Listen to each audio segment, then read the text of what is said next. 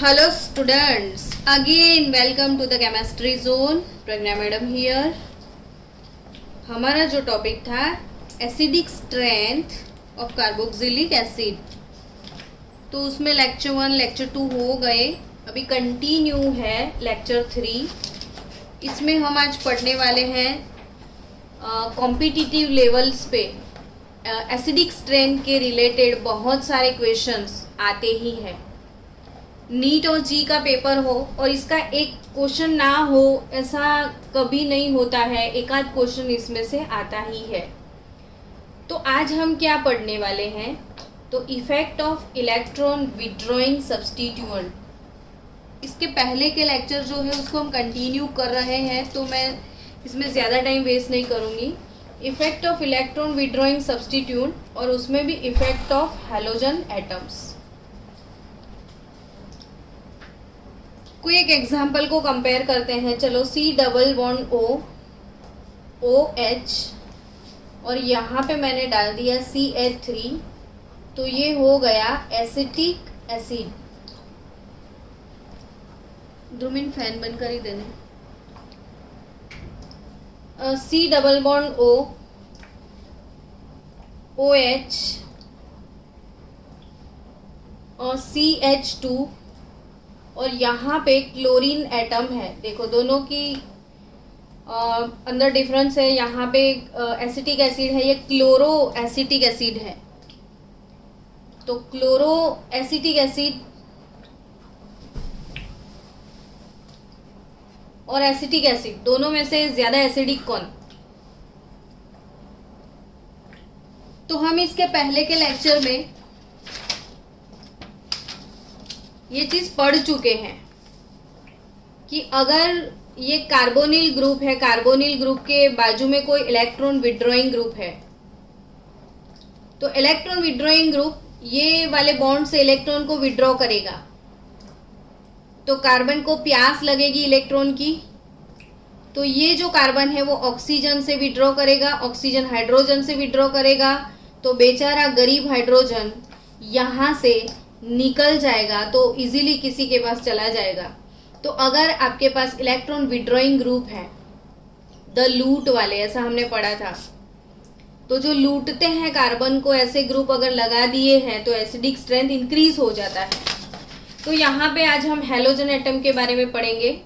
तो halogen atom जो है क्लोरीन, वो कौन सी इफेक्ट देता है?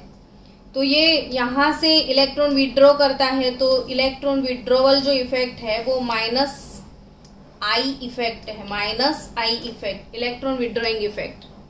तो chlorine shows minus I effect. तो उसकी वजह से क्लोरीन यहाँ से इलेक्ट्रॉन को विड्रॉ करेगा, ये बॉन्ड वाले इलेक्ट्रॉन को वो ले जाएगा. तो फिर कार्बन को डेफिशिएंसी हो जाएगी, तो वो बाजू में से लेगा. तो ये कार्बन डेफिशिएंट होगा तो वो ऑक्सीजन से लेगा, तो ऑक्सीजन हाइड्रोजन से लेगा, तो हाइड्रोजन इजीली रिलीज हो जाता है.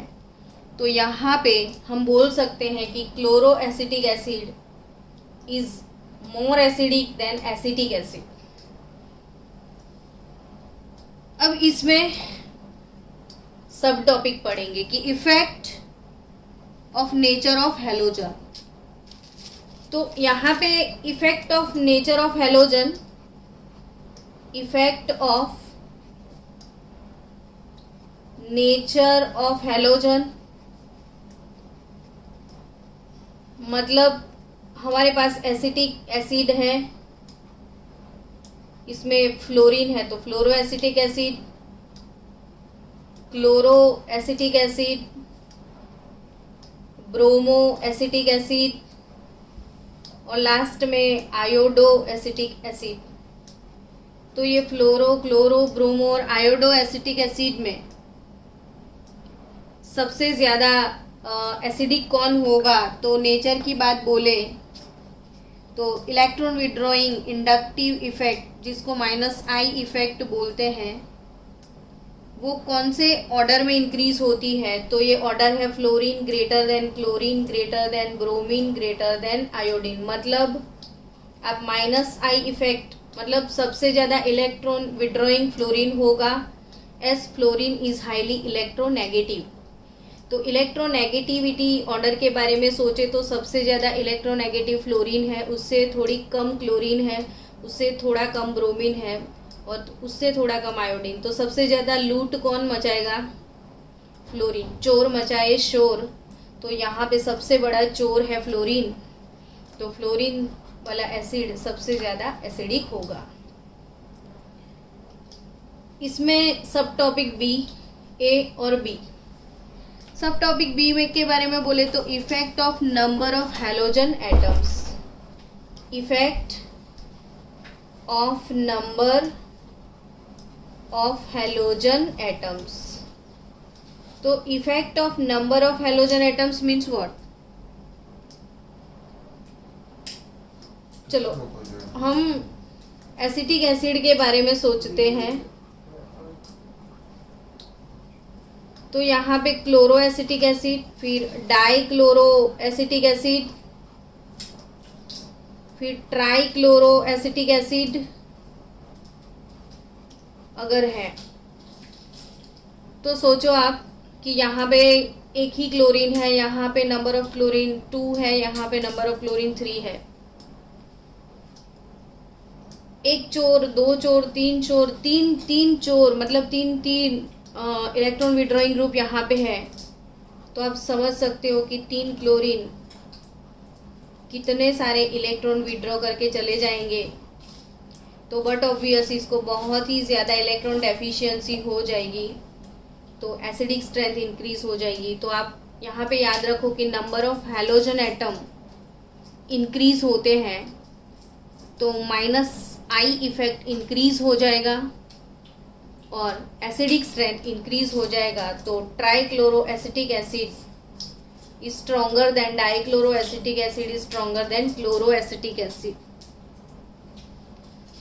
इसमें तीसरा, हैलोजन में ही तीसरा सब टॉपिक है हमारे पास कि effect of position of halogen atom. Effect of position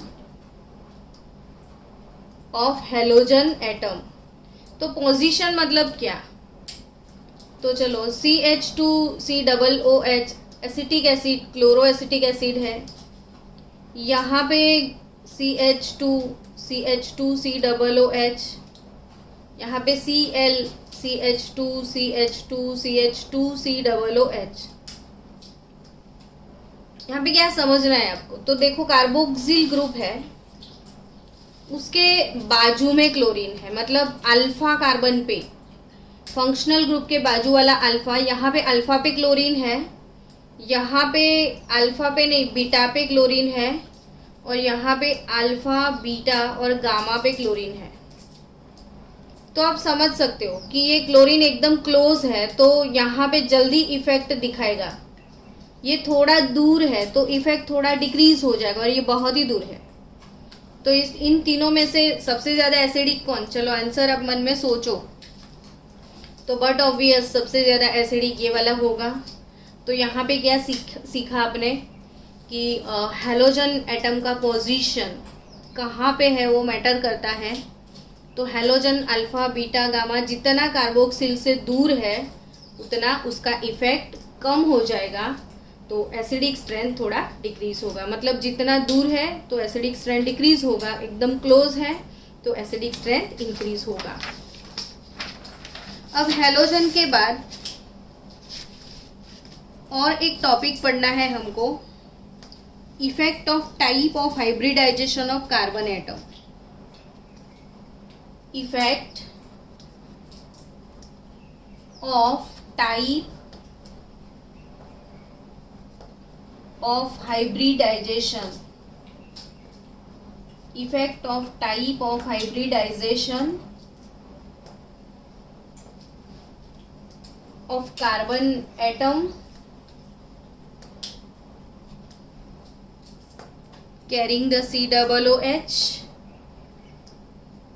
तो यहाँ पे एसिडिक स्ट्रेंथ पे हाइब्रिडाइजेशन की टाइप कैसे इफेक्ट करती है। तो एज वी नो दैट कि sp3 हाइब्रिडाइज कार्बन हो, sp2 हाइब्रिडाइजेशन हो और sp हाइब्रिडाइजेशन हो, तो इसमें S का कंट्रीब्यूशन कितना होगा, यहाँ पे S का और यहाँ पे, तो S कैरेक्टर यहाँ पे 50% है, यहाँ पे S कैरेक्टर 33% है और यहाँ पे S कैरेक्टर 25% है।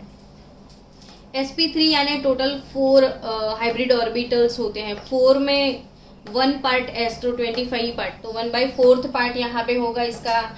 टोटल यहाँ पे 3 है तो 1/3 पार्ट यानी 33% पार्ट होगा। और यहाँ पे 2 ऑर्बिटल्स है तो S कैरेक्टर यहाँ पे हाफ यानी 50% होता है। तो एज वी नो दैट कि if S character increases, S character increases then acidic strength increases। ये भी हम पढ़ चुके हैं कि अगर S कैरेक्टर इंक्रीज होता है तो एसिडिक स्ट्रेंथ इंक्रीज होता है, वो ज़्यादा इलेक्ट्रोनेगेटिव हो जाता है। तो sp hybridise carbon maximum electronegative होता है। तो इससे क्या इफेक्ट आता है वो समझते हैं। सपोज आपके पास एग्जाम में कोई ऐसा क्वेश्चन है किसी H ट्रिपल बॉन्ड C और यहाँ पे हो COOH या फिर C6H5COOH benzoic acid, CH2 double bond CH COOH और CH3 COOH।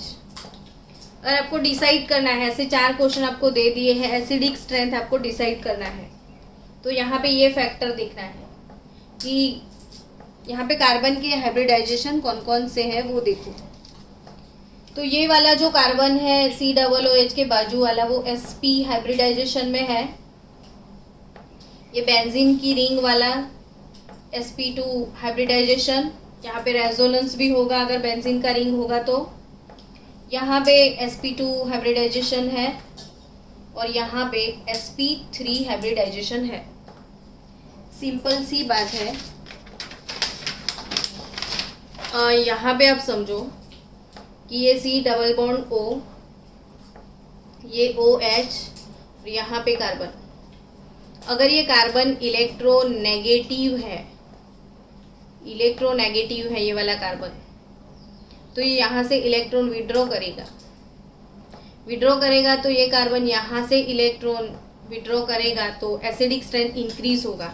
मतलब कार्बोक्सिल के बाजू वाला कार्बन अगर इलेक्ट्रोनेगेटिव है तो इलेक्ट्रोनेगेटिव कार्बन इलेक्ट्रॉन को अट्रैक्ट करता है, तो ये यहाँ से इलेक्ट्रॉन खींच के लेके जाएगा, तो इससे इलेक्ट्रॉन यहाँ चले जाएंगे तो इसको लॉस होगा, तो वो यहाँ से लेगा, तो ऐसे हाइड्रोजन यहाँ से जल्दी रिलीज हो सकता है। तो कार्बोक्सिल के बाजू वाला जितना ज़्यादा इलेक्ट्रोनेगेटिव उतना एसिडिक स्ट्रेंथ इंक्रीज होता है।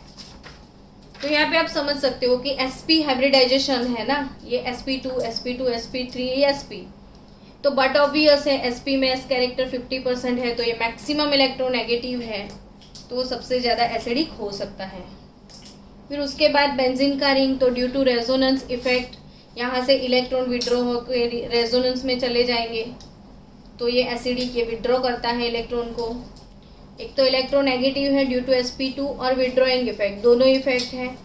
इसमें यहाँ पे sp2 इफेक्ट आएगा, मतलब sp2 कार्बन है और यहाँ पे sp3, तो इससे ज़्यादा इलेक्ट्रोनेगेटिव ये है, इससे ज़्यादा इलेक्ट्रोनेगेटिव ये है और इससे भी ज़्यादा इलेक्ट्रोनेगेटिव sp वाला है।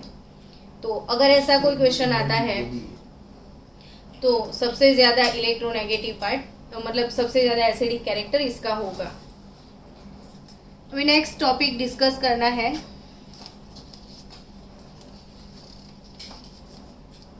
फॉर्मिक एसिड हो आपके पास HCOOH, बेंजोइक एसिड और एसिटिक एसिड, तो ये तीनों में सबसे ज़्यादा एसिडिक कौन, तो FBA फॉर्मिक सबसे ज़्यादा एसिडिक। एसिटिक में ये इलेक्ट्रॉन डोनेटिंग ग्रुप, यहाँ पे ए इलेक्ट्रॉन विड्रॉइंग ग्रुप और यहाँ पे सिर्फ H, न डोनेटिंग न विड्रॉइंग, तो सबसे ज़्यादा एसिडिक फॉर्मिक, उसके बाद बेंजोइक और उसके बाद एसिटिक एसिड होगा। अब नेक्स्ट फैक्टर हमको डिस्कस करना है इफेक्ट। अब मोस्ट आईएमपी फैक्टर्स है, यहाँ से आप थोड़ा ध्यान करना, इसमें से एमसीक्यू बहुत आएंगे। तो नेक्स्ट टॉपिक है अपना effect of substituent on the acid strength of substituted aromatic acid की बात करेंगे हम। एरोमेटिक एसिड, ये क्वेश्चन बोर्ड में, नीट में, जी में, हर जगह आपको परेशान करने वाला है। अगर आपको दे दिया है बेंजोइक एसिड और नीचे आपको बोल दिया है NO2 nitro, para nitro benzoic acid, फिर आपके पास कंपाउंड है chlorobenzoic acid,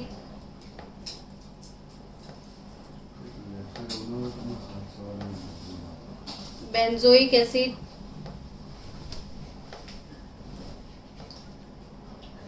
para methyl benzoic acid,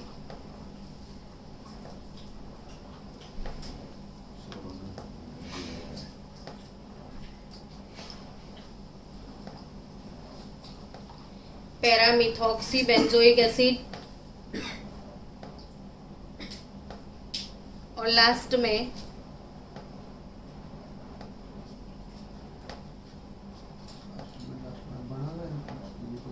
पैराहाइड्रोक्सी benzoic acid. अब ये एरोमेटिक एसिड जितने भी उन सबको एसिडिक स्ट्रेंथ आपको सबको पता होनी चाहिए, कहीं ना कहीं ये क्वेश्चन आएंगे आपको। हमने 11th में -I इफेक्ट का एक ऑर्डर पढ़ा था, -I इफेक्ट, तो वो वाला ऑर्डर आपको लर्न करना है।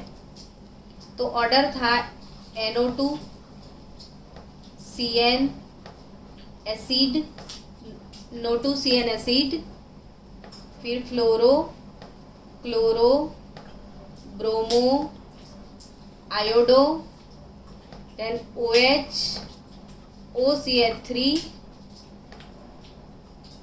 C6H5H, ये वाला इफेक्ट पड़ा था। यहाँ पे इलेक्ट्रॉन विड्रॉइंग इफेक्ट, ये ऑर्डर परफेक्ट आपको लर्न करके जाना है। NO2 CN acid, NO2 CN acid, fluorine chlorine bromine iodine, OH OCH3 C6H5H, OH OCH3 C6H5H।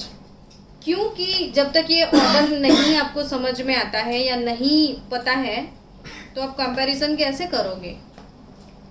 तो यहाँ पे द लूट सबसे बिगेस्ट लूट वाला है NO2, इससे भी ज्यादा लूट वाला है ट्राइफ्लोरो कार्बन CF3।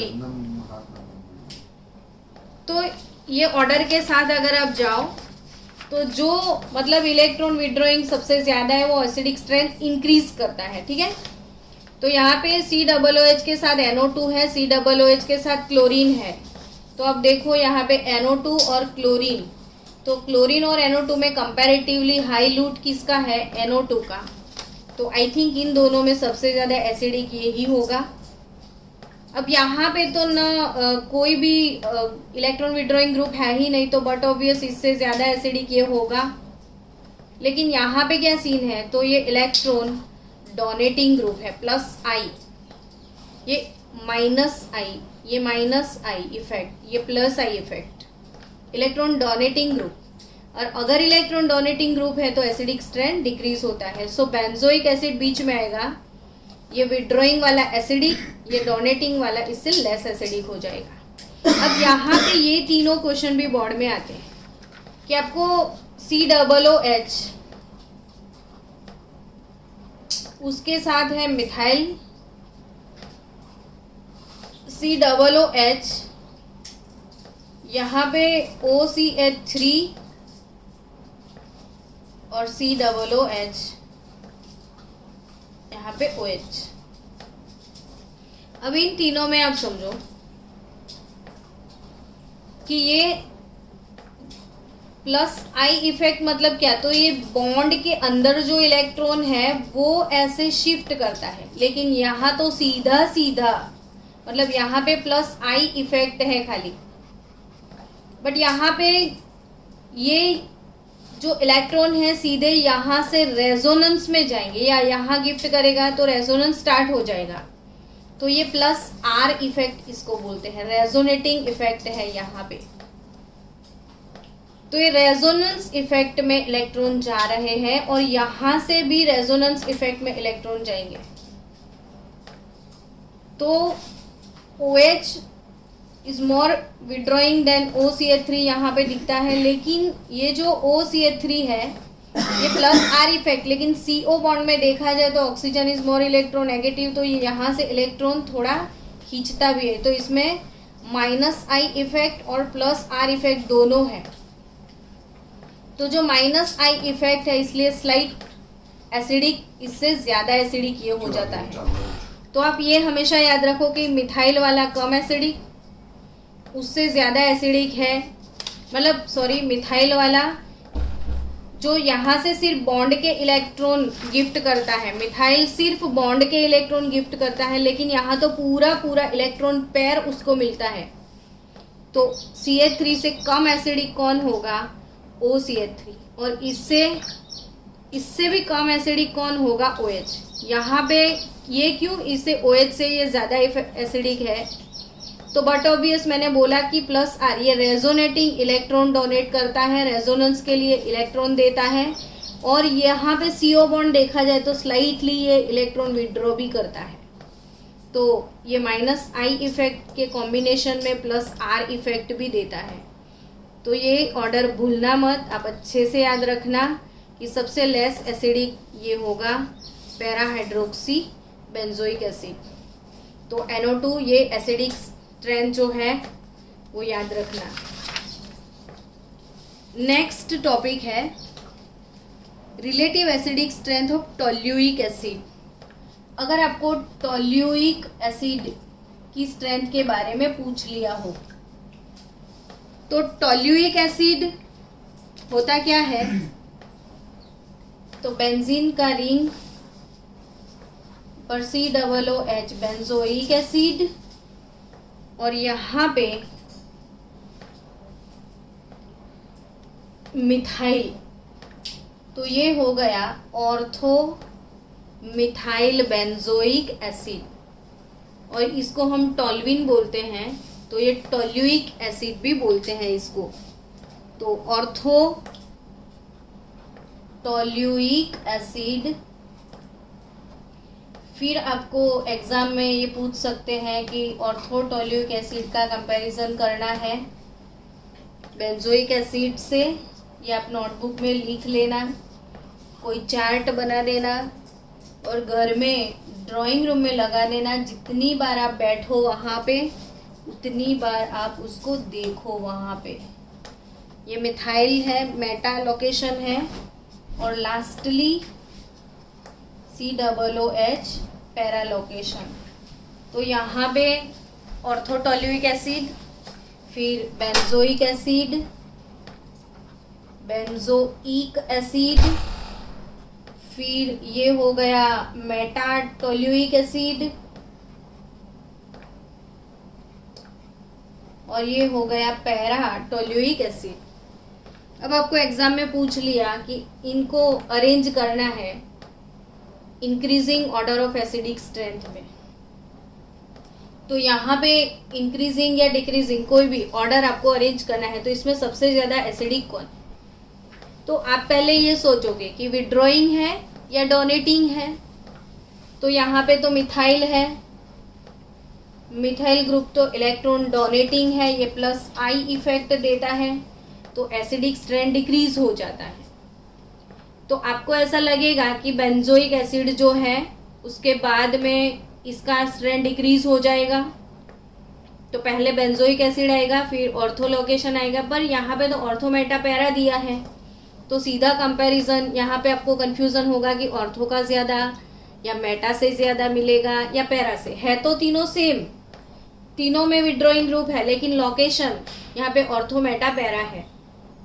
तो आप एक चीज यहाँ पे नोट डाउन कर लेना, 100% 10 बार लिख लो या समझ लो, कुछ भी करो बट याद रखो।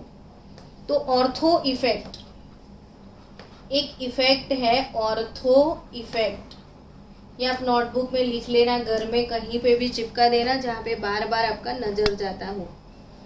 ऑर्थो इफेक्ट क्या है, तो जो ऑर्थो सब्स्टिट्यूटेड बेंजोइक एसिड होते हैं, इसमें मैं कौन से एसिड की बात कर रही हूँ, ortho substituted benzoic acid. Benzoic acid जिसमें यहाँ ऑर्थो पे सब्स्टिट्यूशन है, ऑर्थो पे सब्स्टिट्यूशन है, और वो सब्स्टिट्यूशन में कौन सा ग्रुप है, तो either it is plus either it is minus. मतलब ऑर्थो लोकेशन पर इलेक्ट्रॉन विड्रॉइंग ग्रुप हो या चाहे इलेक्ट्रॉन डोनेटिंग हो, कोई भी हो ऑर्थो ग्रुप पे, विड्रॉइंग हो या डोनेटिंग हो, तो ऑर्थो पे कोई भी ग्रुप हो विड्रॉइंग या डोनेटिंग, दोनों केस में ऑर्थो सब्स्टिट्यूटेड बेंजीन का एसिडिक स्ट्रेंथ मैक्सिमम होगा and this is called ortho effect. ये ऑर्थो इफेक्ट मतलब क्या, तो बेंजोइक एसिड में ऑर्थो सब्स्टिट्यूशन में डोनेटिंग हो या विड्रॉइंग हो, कोई भी केस हो, यहाँ पे ऑर्थो का एसिडिक स्ट्रेंथ सबसे ज़्यादा होगा। मतलब सबसे ज़्यादा विनर यहाँ पे ऑर्थो ही होगा। और मे बी प्रोबेबली इसकी एक्सप्लेनेशन में स्टेरिक और इलेक्ट्रॉनिक फैक्टर्स आते हैं। तो यहाँ पे ड्यू टू स्टेरिक फैक्टर और इलेक्ट्रॉनिक फैक्टर, इसकी डिटेल में न जाते हुए हम ये याद रखें इधर, अब इस पे पीएचडी नहीं करना है हमको। तो ऑर्थो इफेक्ट यहाँ पे स्टेरिक इफेक्ट, मतलब इसके एकदम क्लोज हो तो वो क्राउडिंग इफेक्ट यहाँ पे इफेक्ट करता है, या कभी कभी यहाँ पे जो ग्रुप होता है इसके साथ हाइड्रोजन बॉन्डिंग में यूटिलाइज होता है। तो ड्यू टू दैट सबसे मतलब ऑर्थो इफेक्ट याद रखो, बेंजोइक एसिड के ऑर्थो लोकेशन में कोई भी ग्रुप हो, डोनेटिंग हो या विड्रॉइंग हो, उसका एसिडिक स्ट्रेंथ मैक्सिमम होगा। तो अभी इन दोनों में मैक्सिमम एसिडिक कौन, तो आप समझ गए ऑर्थो। अब क्वेश्चन यहाँ आता है कि ये दोनों तो बट ऑब्वियस है, यहाँ पे इलेक्ट्रॉन डोनेटिंग ग्रुप है तो बेंजोइक एसिड से कम एसिड होगा, वो तो समझ में आता है। लेकिन क्यों मेटा, मतलब मेटा और पैरा में कैसे डिसाइड करेंगे, तो मेटा और पैरा में अगर meta toluic acid and para toluic acid की बात करें तो बेंजोइक एसिड से तो वीक है, लेकिन अगर मेटा लोकेशन पर है तो हाइपर कॉन्जुगेशन इफेक्ट ऑपरेट नहीं होगा। क्योंकि हाइपर कॉन्जुगेशन मतलब क्या, तो देखो हम जैसे भी रेजोनेंस स्ट्रक्चर बनाते हैं, समझो कि यहाँ पे ये फिनॉल है और यहाँ पे ऑक्सीजन है, ऑक्सीजन के इलेक्ट्रॉन पेयर यहाँ पे रेजोनेंस में पार्टिसिपेट कर रहे हैं, तो ये इलेक्ट्रॉन फ्री होके कौन से लोकेशन पे चले गए, ऑर्थो पे गए। अब नेक्स्ट टाइम ये यहाँ पे डोनेट होगा, ये यहाँ पे डोनेट होगा तो यहाँ पे बॉन्ड बनेगा, तो ये इलेक्ट्रॉन फ्री हो जाएंगे। फिर नेक्स्ट टाइम यहाँ पे डोनेट होगा, यहाँ पे डोनेट होगा तो ये इलेक्ट्रॉन फ्री हो जाएंगे। तो अब समझो कि यहाँ पे ऑर्थो, पैरा और ऑर्थो लोकेशन, इसको जो रेजोनेंस हम बोलते हैं, रेजोनेंस और हाइपर कॉन्जुगेशन दोनों वर्ड सेम है बेंजीन के लिए, इसको हाइपर कॉन्जुगेशन या रेजोनेंस बोलते हैं हम। तो ये जो रेजोनेंस इफेक्ट है या hyper conjugation, ortho para ortho यही लोकेशन पे है, मेटा लोकेशन पे कभी रेजोनेंस इफेक्ट नहीं आता है। मेटा लोकेशन से रेजोनेंस इफेक्ट नहीं आता है। कौन से लोकेशन से आता है, ऑर्थो और पैरा से। तो अभी ये मेटा पे इलेक्ट्रॉन इसने डोनेट कर भी दिया तो वो रेजोनेंस में पार्टिसिपेट नहीं करेगा, तो वो ज़्यादा इफेक्टिव नहीं है, इसलिए ये थोड़ा इससे ज़्यादा एसिडिक है। लेकिन यहाँ से तो इलेक्ट्रॉन सीधे रेजोनेंस में जा सकते हैं, तो सबसे ज़्यादा acidic ortho due to ortho effect, इसको तो बोल दो आप ऑर्थो इफेक्ट। फिर बेंजोइक एसिड आएगा, फिर मेटा आएगा, फिर पैरा आएगा। तो टोल्यूइक एसिड के कोई भी क्वेश्चन आए तो अब आप याद रखना। चलो अब दूसरे क्वेश्चन, अगर सैलिसिलिक एसिड का क्वेश्चन आपको पूछ लिया है टोल्यूइक एसिड का नहीं है, किसका है? सैलिसिलिक एसिड का। तो एक मिनट, सैलिसिलिक एसिड के बारे में बोला है। सैलिसिलिक एसिड मतलब बेंजीन की रिंग के ऊपर OH, sorry C benzoic acid ले लो और यहाँ पे ऑर्थो लोकेशन पे OH ले लो। सैलिसिलिक एसिड, सैलिसिलिक एसिड में ऑर्थो, फिर आपके पास है बेंजोइक एसिड नॉर्मल, चलो मेटा ले लेते हैं, फिर यहाँ पे बेंजोइक एसिड,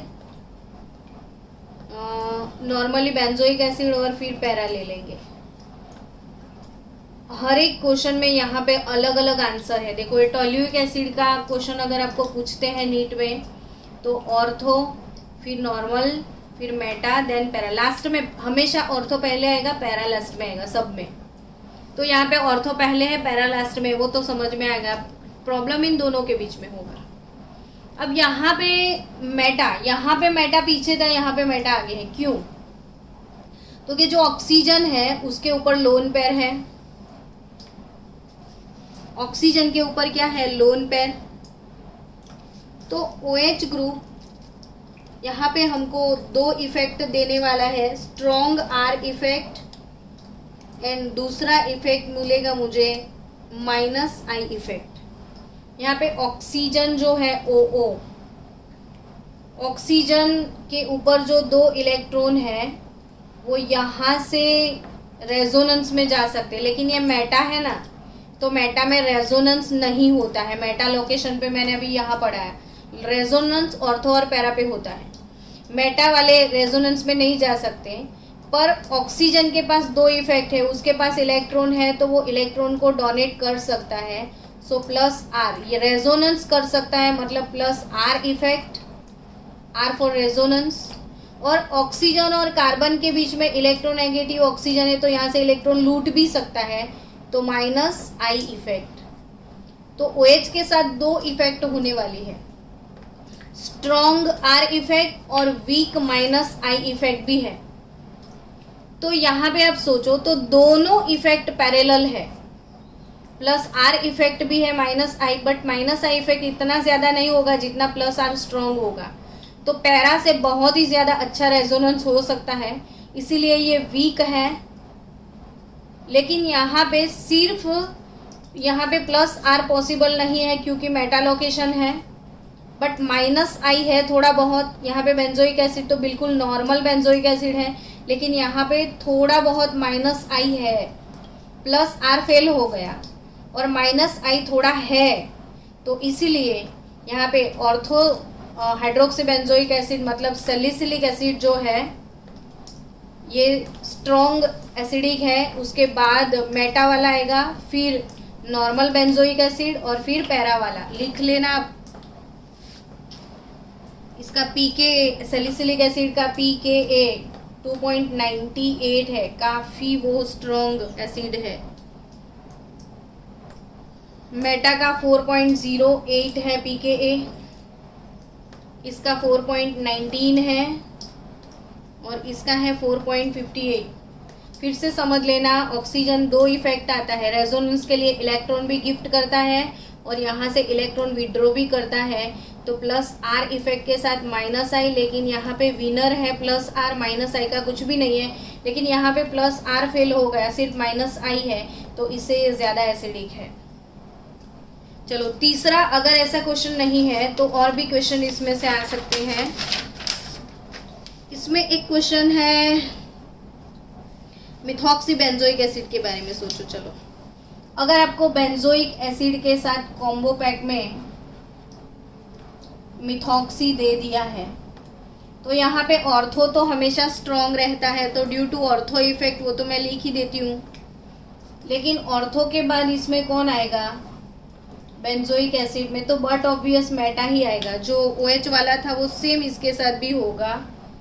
क्यों इसके साथ हुआ आप समझ में आ गया होगा कि ऑक्सीजन जो है +R इफेक्ट देता है, मतलब रेजोनेंस के लिए इलेक्ट्रॉन देता है, लेकिन मेटल लोकेट और दूसरी इफेक्ट ये माइनस आई इफेक्ट देगा, लेकिन मेटा लोकेशन पे प्लस आर इफेक्ट फेल हो जाएगा, सिर्फ माइनस आई बचेगा, तो ये एसिडिक हो जाएगा।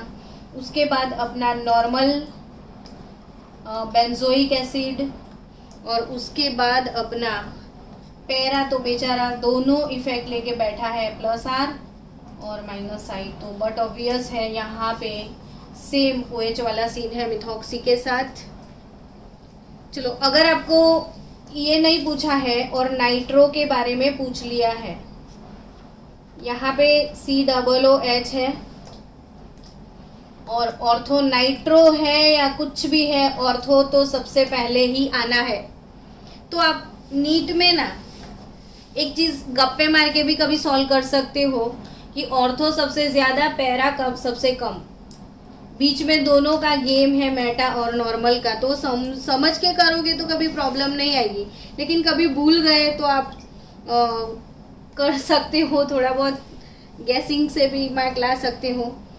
चलो, नाइट्रो तो ये तो आपको पता है कि ये विड्रॉइंग ग्रुप है, तो बट ऑब्वियस बहुत ज़्यादा एसिडिक होगा। और यहाँ पे पैरा सबसे आगे है। ये कितने एक्सेप्शन है केमिस्ट्री में, जितने क्वेश्चन नहीं है उतने तो एक्सेप्शन है इसमें। तो OP नाइट्रो आया, द लूट आई, तो प्रज्ञा मैडम ऐसा बोलना तो आपको याद रह जाएगा। OPM, यहाँ पे मेटा, यहाँ पे सबसे ज्यादा एसिडिक ऑर्थो है, फिर पैरा है, फिर मेटा है, फिर लास्ट में बेचारा बेंजोइक एसिड है। ये नाइट्रो वाला तो ये तो नॉर्मल चीज है। क्यों यहाँ पे नॉर्मल चीज है कि ये सबसे लास्ट में आएगा? तो ये तीनों जगह पे हो, OPM कोई भी जगह पे देखो, लेकिन यहाँ पे तो विड्रॉइंग है ना, डोनेटिंग थोड़ी ना है। तो विड्रॉइंग है, तो विड्रॉइंग में भी ऑर्थो इफेक्ट तो सबसे पहले ही आएगा, ऑर्थो तो। लेकिन यहाँ पे पैरा आएगा, क्योंकि पैरा लोकेशन पे वो काफी विड्रॉ करेगा। यहाँ पे पैरा लास्ट में था क्योंकि डोनेटिंग था, तो यहाँ पे विड्रॉइंग है तो पैरा आगे आएगा, बट ऑब्वियस है माइनस आई इफेक्ट सीधा उसको मिलेगा। फिर उसके बाद में यहाँ पे मेटा, बट विड्रॉइंग अगेन है मेटा पे भी, तो एसिडिक स्ट्रेंथ इससे तो ऑब्वियसली ज़्यादा होगी। तो ortho greater than para, nitrobenzene के केस में ortho greater than para greater than Meta.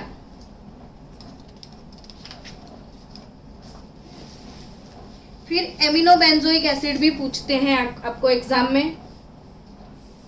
अगर वो एमिनो बेंजोइक एसिड है COOH,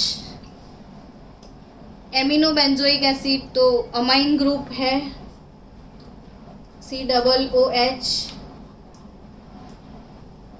नाइट्रोजन मेटा लोकेशन पे मेटा, एमिनो बेंजोइक एसिड ये है मेटा एमिनो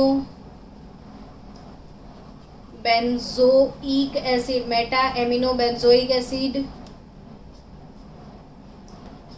फिर यहाँ पे ऑर्थो एमिनो बेंजोइक एसिड,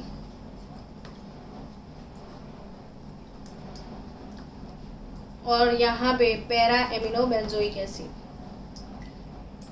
तो बेंजोइक एसिड, मेटा, फिर ऑर्थो, फिर पैरा। तो यहाँ पे बेंजोइक एसिड सबसे ज़्यादा एसिडिक होगा, क्योंकि अमाइन जो है उस पर लोन पेयर होता है। ये भी रेजोनेंस के लिए इलेक्ट्रॉन गिफ्ट करेगा, लेकिन यहाँ पे माइनस आई, यहाँ पे भी प्लस आर इफेक्ट और minus I effect, because nitrogen is more electronegative than carbon, CN bond होगा तो नाइट्रोजन थोड़े इलेक्ट्रॉन अपनी तरफ खींचेगा, तो ये माइनस आई इफेक्ट देता है, साथ साथ में प्लस आर। लेकिन यहाँ पे रेजोनेंस इफेक्ट स्ट्रॉन्ग है, ये वीक है, लेकिन है यहाँ पे आर इफेक्ट खत्म हो जाएगी मेटा लोकेशन की वजह से, सिर्फ माइनस आई इफेक्ट बचेगा, तो इसलिए वो एसिडिक है। यहाँ पे ऑर्थो लोकेशन पे ये ऑर्थो सब्स्टिट्यूटेड, ये अमाइन के केस में ऑर्थो इफेक्ट यहाँ पे वर्कआउट नहीं करेगा।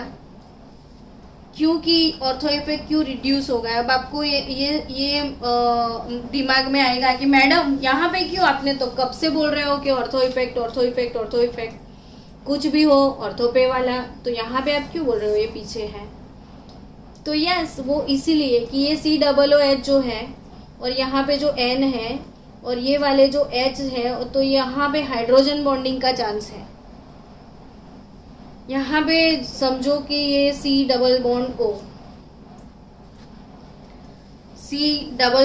O और O और H, और यहाँ पे एमिनो नाइट्रोजन और हाइड्रोजन के बीच में, आपको पता है कि हाइड्रोजन नाइट्रोजन के बीच में हाइड्रोजन बॉन्ड होता है, नाइट्रोजन की लोन पेयर और हाइड्रोजन के बीच में। यहाँ पे ऑर्थो एमिनो में सबसे बड़ा इफेक्ट हाइड्रोजन बॉन्ड बन गया। अब हाइड्रोजन बॉन्ड बन जाएगा तो होगा क्या, तो ज्विटर आयन का फॉर्मेशन हो जाएगा। ज्विटर आयन का फॉर्मेशन कैसे होगा, तो ये हाइड्रोजन खींच लेगा, तो ये लूट जाएगा, वैसे भी ये प्लस हो जाएगा, ये माइनस हो जाएगा। यहाँ से हाइड्रोजन बॉन्ड बनने के बाद इसका हाइड्रोजन ये ले लेता है, तो ये तो वैसे भी हाइड्रोजन डोनेट करके बैठा है, तो एसिडिक स्ट्रेंथ बेचारे की खत्म हो जाएगी, अंदर के अंदर ही हाइड्रोजन आ गया। देखो आप फिर से समझो, नहीं अगर आपको बराबर दिख रहा है तो मैं वापस से समझाती हूँ कि बेंजोइक एसिड जो है C डबल बॉन्ड OH, अब यहाँ पे जो एमिनो ग्रुप है उसके ऊपर लोन पेयर है, तो यहाँ पे ये हाइड्रोजन और ये नाइट्रोजन के लोन पेयर के बीच में हाइड्रोजन बॉन्ड बन जाएगा। तो ये वाला हाइड्रोजन यहाँ पे आ जाएगा, ये बॉन्ड ब्रेक हो जाएगा, ये प्लस हो जाएगा, ये माइनस हो जाएगा। तो ऐसा कंपाउंड जिसमें नेगेटिव और पॉजिटिव दोनों चार्ज होते हैं उसको ज्विटर आयन बोलते हैं। जिसमें दोनों चार्ज होते हैं वो ज्विटर आयन। ऑलरेडी अपना प्रोटॉन इसने लूज कर दिया, तो अब किसको डोनेट करेगा, तो उसका एसिडिक स्ट्रेंथ डिक्रीज हो जाएगा ड्यू टू हाइड्रोजन बॉन्डिंग। तो यहाँ पे आप समझो कि एमिनो की बात है अगर, तो ड्यू टू हाइड्रोजन बॉन्ड सबसे ज़्यादा एसिडिक यहाँ पे बेंजोइक एसिड होगा, फिर बाद में मेटा वाला होगा, फिर ऑर्थो होगा और फिर लास्ट में पैरा होगा। पैरा तो लास्ट में है ही है। तो ये वाला जितने भी एक्सेप्शन थे एसिड में वो मैंने सब करवा दिए। तो यहाँ पे नीट का एक अच्छा लंबा सा टॉपिक है एसिडिक स्ट्रेंथ वाला, वो ख़त्म हो गया। अब एनसीईआरटी की टेक्स्ट बुक में आपको एक टेबल दिया हुआ है बहुत सारे एसिड है उसके pKa वैल्यू। तो according to this pKa value जितने भी एसिड है उनको आप खुद से एसिडिक स्ट्रेंथ में अरेंज करके मुझे होमवर्क सेंड करना।